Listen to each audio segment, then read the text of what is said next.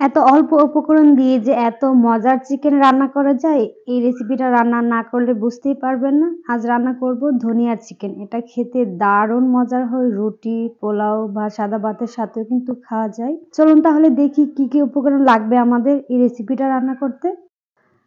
ধনিয়া চিকেন বানানোর জন্য এখানে আমাদের মেন উপকরণ লাগবে হচ্ছে ধনিয়া পাতা। একদম ফ্রেশ ধনিয়া পাতা নিয়েছি, আর নিয়েছি 3টা কাঁচামরিচ, আর লাগবে আমাদের কাজু। আমি এখানে 6 থেকে 7টা কাজু বাদাম নিয়েছি। এটাকে গরম পানি দিয়ে ভিজিয়ে সবগুলো উপকরণ আমি পেস্ট করে নেব।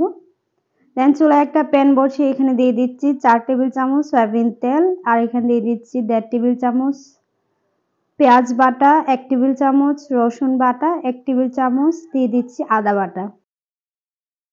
এই সব উপকরণ আমি কিছুক্ষণ ভেজে নেব। যখন দেখব যে এর কাঁচা গন্ধটা চলে গেছে, তখন আমরা অন্য উপকরণ অ্যাড করব।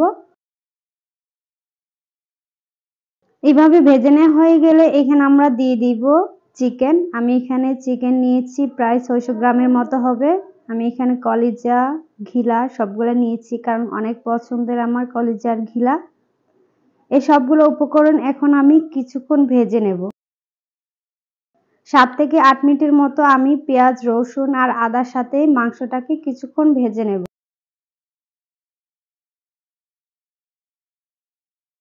কিছুক্ষণ ভাজার পরে দেখবেন এরকম একটা কালার এসেছে, তখন আবারও আমি নেড়েচেড়ে দিচ্ছি। নেড়েচেড়ে এখানে আমি দিয়ে দিব সেই বাদাম বাটাটা, যেটা আমি বেটে রেখেছিলাম। বাদামটাকে দেওয়ার পর আবারও 2 থেকে 3 মিনিটের মতো ভেজে নেব এভাবে নেড়েচেড়ে।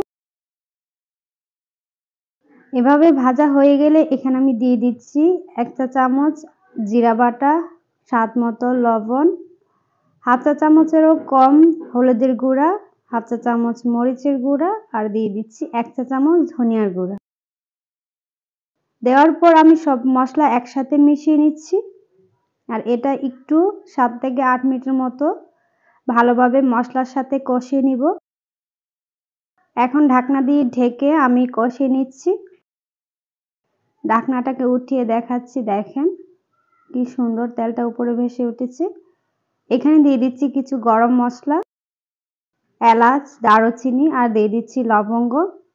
তারপর এখানে দিয়ে দিচ্ছি যে ধনিয়া পাতাটা আমরা বেটে রেখেছিলাম ওইটা। আপনারা চাইলে আরো কম বেশি কিন্তু ধনিয়া পাতা দিতে পারেন।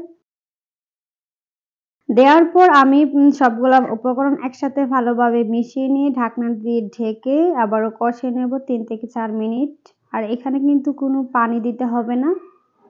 এই মাংসের পানি থেকে কিন্তু আমাদের মশলাটা ভালোভাবে কষানো হয়ে যাবে। কষিয়ে নেওয়ার পর এখানে আমি দিয়ে দিব পানি। আমি এখানে 1/4 কাপের মতো পানি দিয়েছি, কারণ আমাদের মাংস কিন্তু 80% এর মতো সিদ্ধ হয়ে গিয়েছে। তারপর আমি নেড়েচেড়ে ঢাকনা দিয়ে ঢেকে রান্না করব 7 থেকে 8 মিনিটের মতো। 7 থেকে 8 মিনিট পর আমি ঢাকনাটাকে উঠিয়ে দেখাচ্ছি। দেখেন পানি কিন্তু অনেকটাই কমে গিয়েছে। এখন নেড়েচেড়ে তারপর আমি এখানে দিয়ে দিব গরম মসলার গুঁড়া। আমি এখানে হাফ চা চামচ গরম মসলা দিব। দেওয়ার পর ভালোভাবে মিশিয়ে নিব মশলাটাকে। মিশিয়ে নেওয়া হয়ে গেলে ঢাকনা দিয়ে ঢেকে আমি আরো রান্না করব 2 থেকে 3 মিনিটের মতো একেবারে হাই হিটে। তারপর চুলাটা অফ করে দেখাচ্ছি। দেখেন কতটা সুন্দর হয়েছে না রান্নাটা। ধনিয়া পাতাটা দেওয়ার পর একেবারে হাই হিটে রান্না করবেন, তাহলে দেখবেন ধনিয়া পাতার কালারটা খুবই সুন্দর আসবে।